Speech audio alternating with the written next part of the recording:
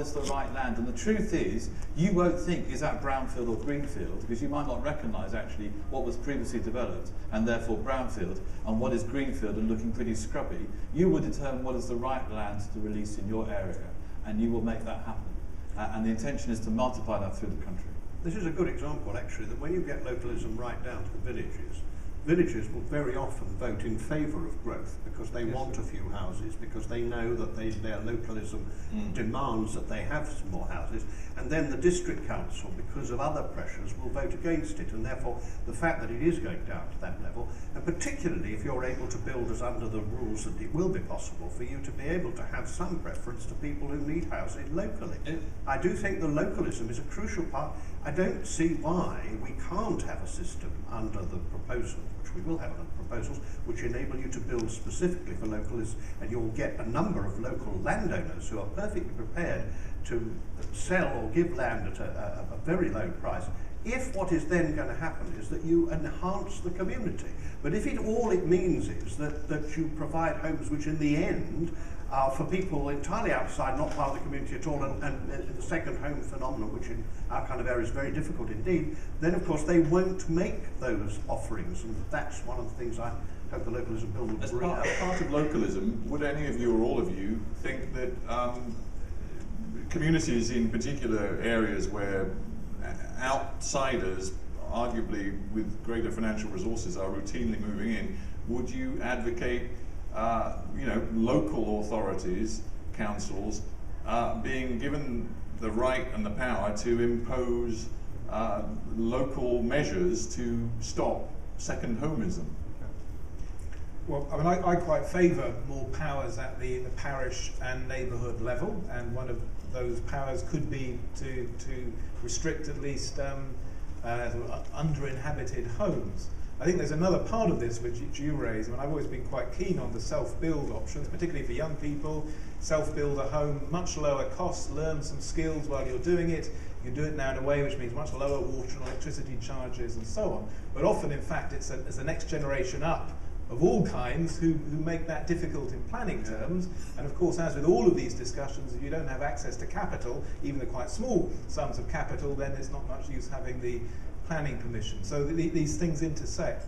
I wonder if I might just ask a provocative question though here, because I don't know the details of the Suffolk Ipswich situation, but if either real or sort of indicative numbers are imposed on you, which can only be achieved by building on greenfield, what would you as a community be willing to offer to Ipswich for them to take that burden off you?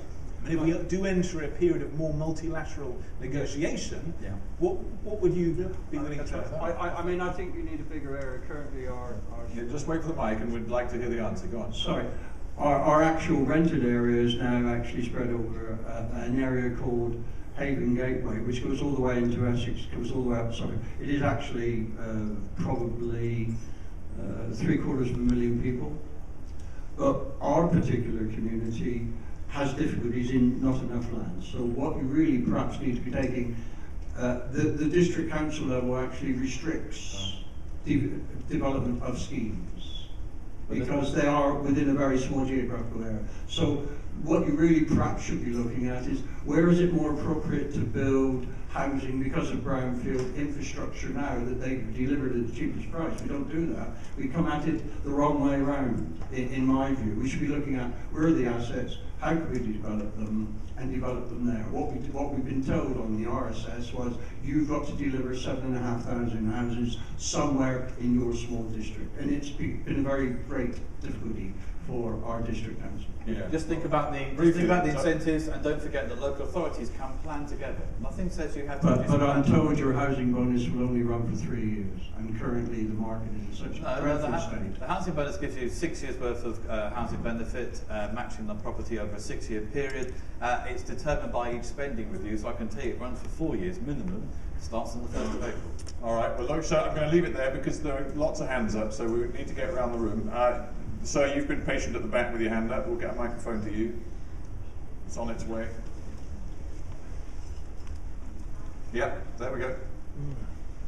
Hi. Thank you. I've got an urban example from where I live, which the sort of tensions between local people, communities, and let's say more innovative solutions on the one hand, and then developers and very traditional sort of models of development on the other, where, for instance, greenfield site being looked at for a large football stadium, and yet there's a brownfield site that was set aside for an arena next to public transport that's not being used by the developer, but the developer is blackmailing the authority, arguably, by saying, well, you know, take it all and a load of new housing. We're not going to go where the site was set aside for an arena.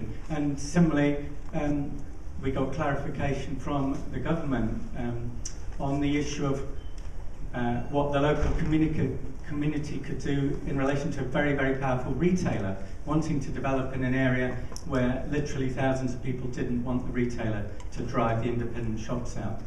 And the word from the government was, localism is to let the community work with the developer, not come up with its own solutions, but work with the developer.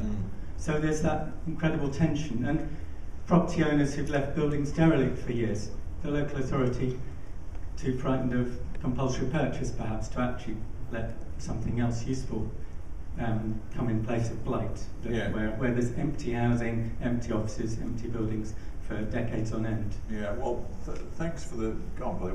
Yeah, but I think there's going to be a lot of frustration at the idea that we're going to have all these community organisers and we're going to have all this big society stuff, but when it comes to it, town after town after town can't keep Tesco out of their high street. And it's quite a simple thing. I mean, Ilkley was the other day, a huge campaign going on for a very long time. Everybody signed up to it. Still, they couldn't win their case. They think their high street will be destroyed.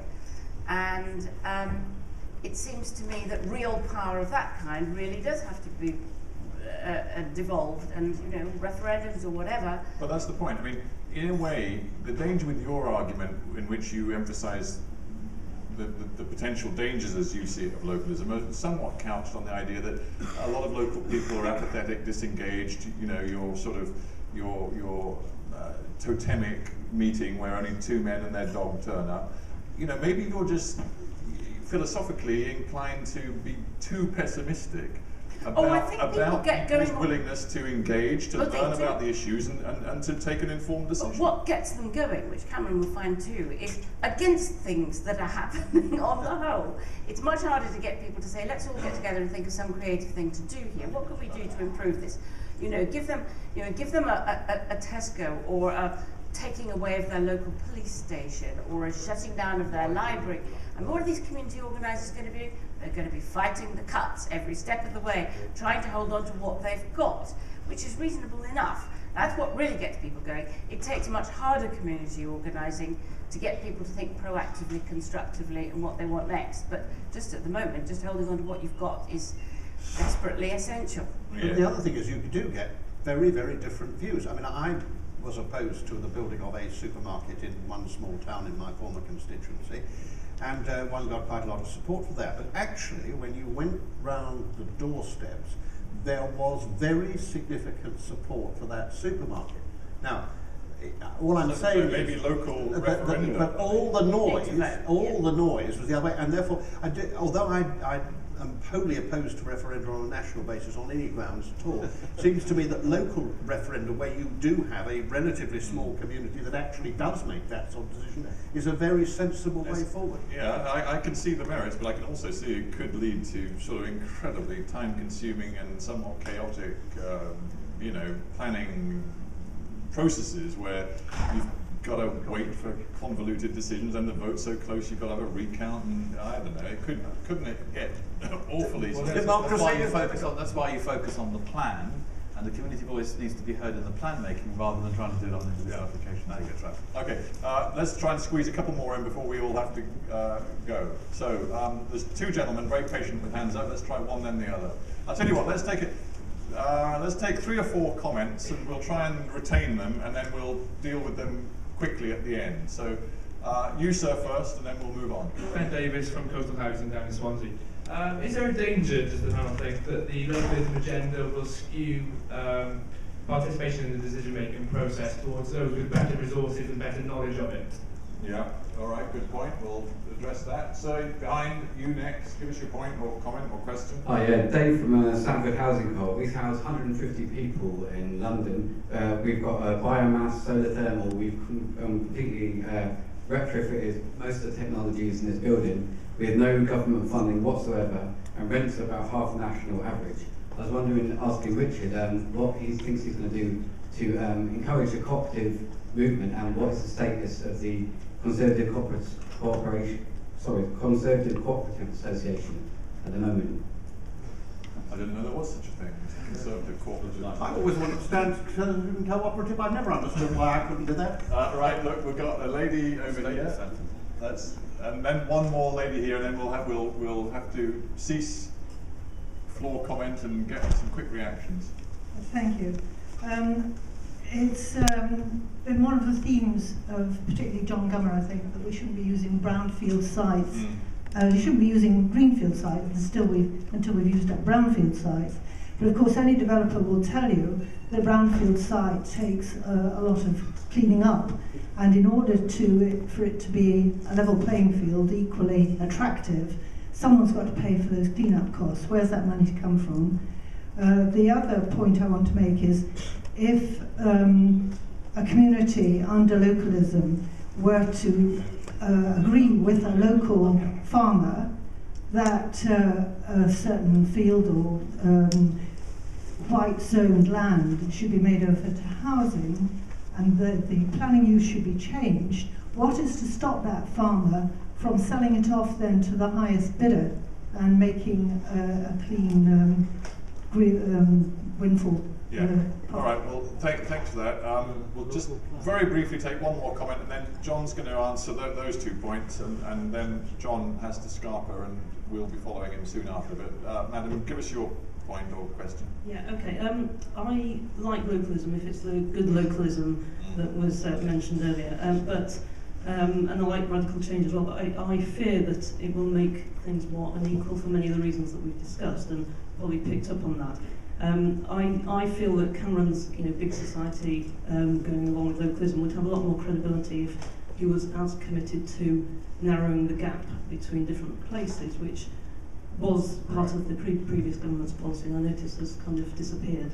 Yeah, although the previous government couldn't really claim a huge amount of success. But anyway, John has got the go. So the lady over there asked you specifically about brownfield sites. You seem to think all future development can take place and preserve our rolling green hills, but she points out there are problems with brownfield sites. Well, there are, but they are much overstated by builders, because what they like to do is to, we build 350 houses a year. I know a bit about building. I just tell you, I've written about it all my life. Just tell you, builders always tell you this because it is easier for them to do it, and they make a wider margin. That is perfectly true. But if there were no alternative to brownfield sites, you'd soon release all kinds of innovation which would happen. That's why I've always thought the system is bad. If 50% are brownfield and 50% are greenfield, what happens? They build on the greenfield and then say, we haven't got any more greenfield. That always happens. I do believe that you have to be tough in the capitalist system, and one of the people you've got to be very tough with are capitalists. As far as the farmer's field is concerned, tell us about the farmer's field. Yeah, but the farmer's field is quite simple. That under these rules, you will be able, in fact, to designate the land for a particular kind of housing, and you won't. Therefore, you can't just say it's been designated for housing, therefore I can send the highest bidder. It will, in fact, be designated for social housing, or for local village housing, or for a local community housing. So you'll be able to overcome that, and I think that makes the big difference. My only last moment about the lady there. Look, it is no good saying good localism, because what you mean by that is localism I approve of, and that isn't localism at all. The truth of the matter is, trust the people. Let us have a go. Let's make sure it happens. And frankly, the last government had in its policy a narrowing of the gap. The gap widened faster under the last government than it had before. That's not true. Oh, it is true. It is true, Polly, unless you fiddle the figures. It's true. And the trouble is, I don't want to promise things that might happen. And whether you blame... I'd like to see your